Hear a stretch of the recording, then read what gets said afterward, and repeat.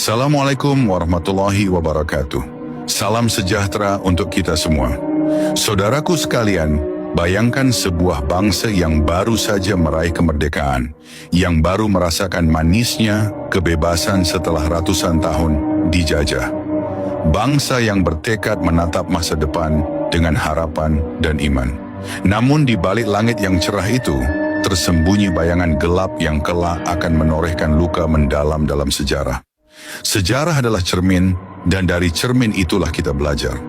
Dari sanalah kita mengenali kesalahan agar tak mengulanginya. Tapi ada cermin yang pecah, retaknya begitu tajam, hingga bayangan yang memantul di dalamnya adalah darah dan air mata. Cermin itu adalah catatan tentang kebengisan Partai Komunis Indonesia, PKI. Bagi generasi muda sekarang, nama PKI mungkin terdengar seperti cerita lama, kabar dari zaman kakek dan nenek.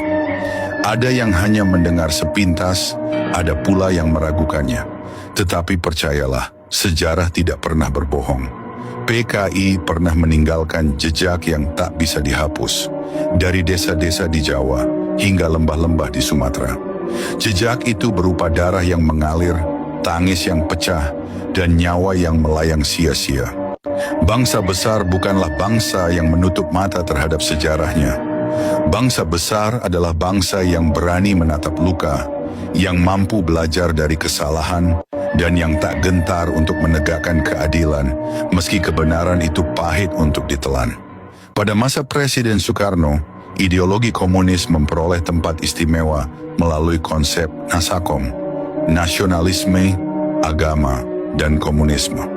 PKI bukan lagi sekadar partai politik.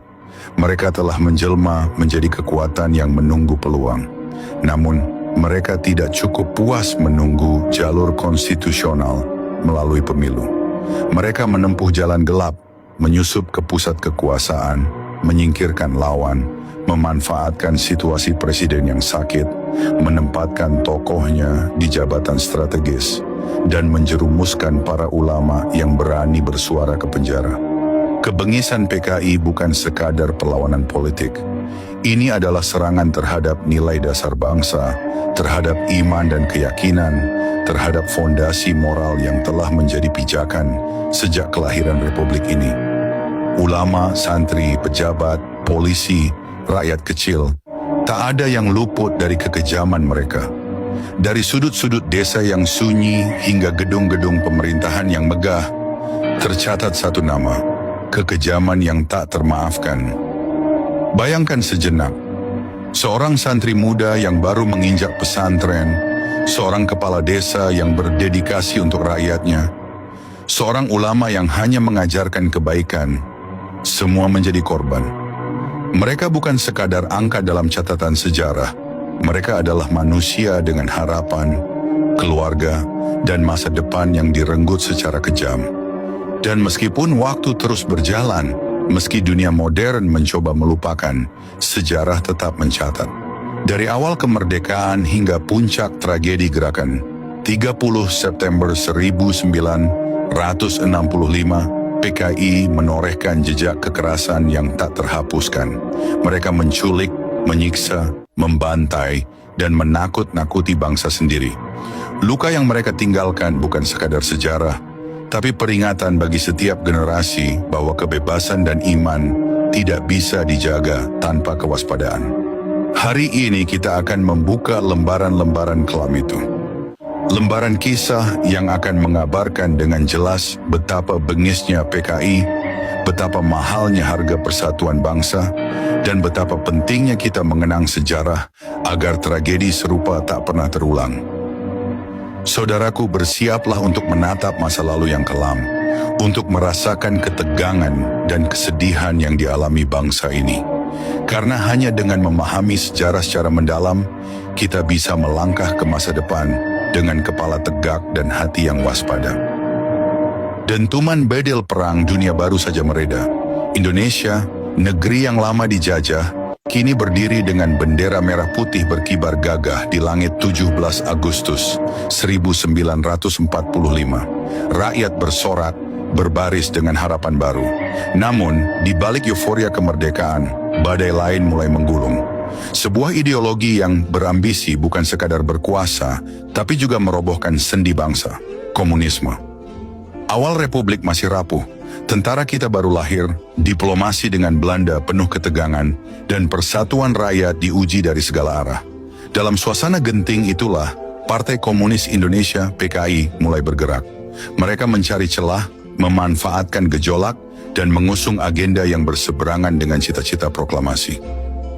Puncaknya meledak pada peristiwa Madiun 1948. Ketika bangsa sedang sibuk mempertahankan kemerdekaan dari agresi Belanda, PKI justru memilih mengibarkan bendera pemberontakan. Musso, tokoh senior komunis yang baru kembali dari Moskwa, tampil sebagai arsitek gerakan. Dengan jargon Republik Soviet Indonesia, ia ingin mengganti arah negara ini. Malam-malam di Madiun menjadi mencekam. Pos-pos polisi diserbu, ulama, pejabat, hingga tokoh masyarakat ditangkap dan dibantai. Desa-desa dicekam ketakutan. Sejumlah korban dibuang ke lubang-lubang besar yang kelak disebut rakyat sebagai sumur neraka. Namun negara tidak tinggal diam. Tentara Nasional Indonesia bergerak cepat. Di bawah komando Jenderal Sudirman, TNI melancarkan operasi militer. Daerah-daerah yang dikuasai PKI, Ponorogo, Magetan, Pacitan, Purwodadi, Cepu, Blora, Pati, hingga Kudus, satu persatu direbut kembali. Puncaknya pada 31 Oktober 1948, Musso tewas ditembak di Desa Niten, Ponorogo. Kepemimpinan PKI lumpuh. Tokoh lain seperti MH Lukman dan Nyoto melarikan diri ke Tiongkok. Menjelang akhir November, pemberontakan dinyatakan padam. Pimpinan ditangkap atau terbunuh, pasukan tercerai-berai. Namun meski pemberontakan itu dihentikan, luka yang ditinggalkan begitu dalam. Awal Januari 1950, ribuan rakyat berbondong-bondong ke Magetan dan Madiun, menyaksikan pembongkaran sumur-sumur berisi mayat. Di sumur Soco Pemeinon, ditemukan 108 kerangka.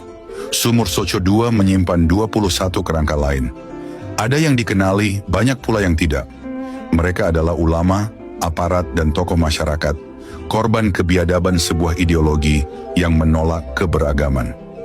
Tragedi ini bukan sekadar catatan sejarah, melainkan peringatan keras. Di usia Republik yang masih muda, sudah ada upaya kudeta untuk merobohkan dasar negara. Bab ini menutup lembar pertama perjalanan PKI, dari pemberontakan bersenjata di Madiun, hingga lahirnya luka mendalam yang membekas pada bangsa Indonesia. Madiun memang padam, Musso memang tewas, tetapi api komunisme belum sepenuhnya padam di bumi Nusantara. Setelah 1948, PKI tidak dibubarkan. Bahkan tahun 1949 partai ini kembali bernafas, menyusun ulang kekuatan, dan memulai rekonstruksi. Awal dekade 1950-an, dunia menyaksikan perang dingin antara Blok Barat dan Blok Timur. Indonesia yang baru merdeka berada di tengah pusaran itu. Di negeri ini, PKI mencari pijakan baru. Mereka mendirikan kembali corong propaganda seperti Harian Rakyat dan Bintang Merah. Dari lembar-lembar kertas, mereka menebar ideologi, merayu buruh, tani, dan pemuda. Namun bayangan kelam Madiun belum hilang, rakyat masih mengingat sumur-sumur berisi mayat. Untuk merebut simpati, PKI memerlukan wajah baru, kepemimpinan baru. Saat itulah muncul sosok Dipa Nusantara Aidit. Aidit masih muda, penuh energi, dan pandai berpidato. Ia tahu bagaimana membaca arah politik. Alih-alih menentang Presiden Soekarno secara terbuka, Aidit memilih jalan berbeda, menjadi sekutu. PKI dipoles ulang, bukan lagi semata partai pemberontak, tetapi dikemas sebagai partai nasionalis yang loyal pada Bung Karno. Strategi ini berhasil. Namun, perjalanan tidak selalu mulus. Pada 6 Agustus 1951, sekelompok kader PKI menyerbu asrama Brimob di Tanjung Priok. Senjata dirampas, meninggalkan luka baru di tubuh Republik. Meski demikian, peristiwa itu tidak menghentikan Aidit.